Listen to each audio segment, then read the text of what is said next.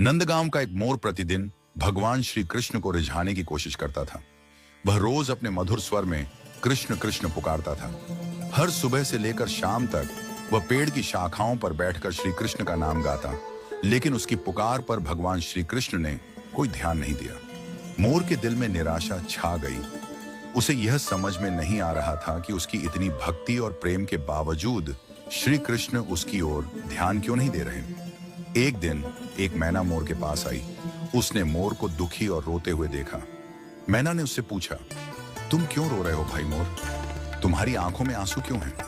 मोर ने अपनी व्यथा सुनाई और कहा, मैं इतने दिनों से श्री कृष्ण को पुकार रहा हूं। हर दिन मैं कृष्ण कृष्ण का नाम लेता हूं, लेकिन श्री कृष्ण मेरी एक बार भी सुनने नहीं आए। मैना ने मुस्कुराते हुए मोर को एक रहस्य बताया। उसने कहा, तुम्हें पता नहीं है क्या, श्री कृष्ण की कृपा सीधे प्राप्त नहीं होती। अगर तुम सच में उनकी कृपा पाना चाहते हो तो पहले उनकी प्रिय राधा रानी की शरण में जाओ। राधा रानी की कृपा के बिना श्री कृष्ण तक पहुंचना बहुत कठिन है। जब राधा रानी तुम पर कृपा कर देंगी तो श्री कृष्ण स्वयं दौड़े चले आएंगे। मोर ने मैना की सलाह को ध्यान से सुना और तुरंत निर्णय लिया कि अब वह राधा रानी के चरणों में जाएगा। वह बरसाने की ओर चल पड़ा।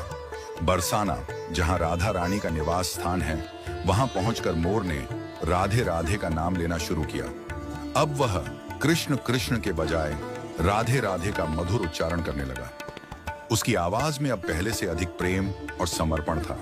राधा रानी ने मोर की पुकार सुनी और उसकी भक्ति से प्रसन्न हो गईं।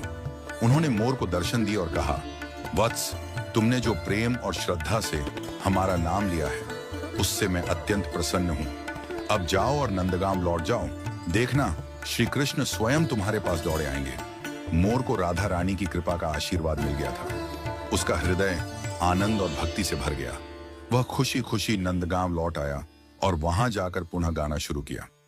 लेकिन इस बार वह राधे राधे का जाप कर रहा था। उसकी आवाज और भी मधुर और भावपूर्ण हो गई थी। जैसे ही मोर ने राधे राधे का जाप शुरू किया, एक अद्भुत चमत्कार हुआ। भगवान श्री कृष्ण, जो अब तक उसकी कृष्ण कृष्ण की पुकार पर नहीं आए थे, इस बार तुरंत दौड़े चले आए।